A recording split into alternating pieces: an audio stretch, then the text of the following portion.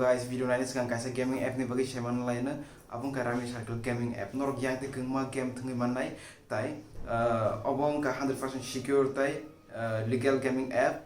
Ojaga rami tengah ni belaikan no kelaiko tai norok display ono wi tong mana. Ojaga neng angsimia 1 crore siapa no kengma active players norok hai no mana ojaga.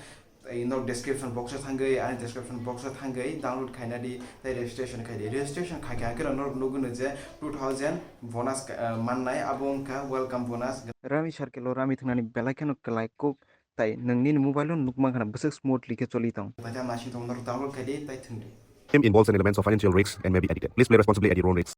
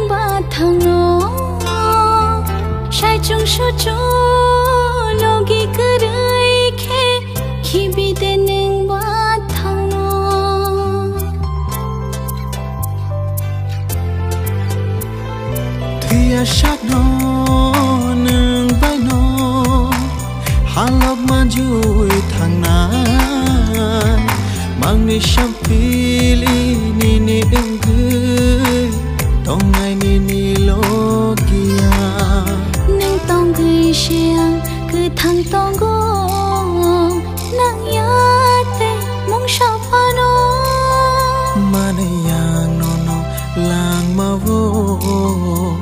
man bai kha be bang no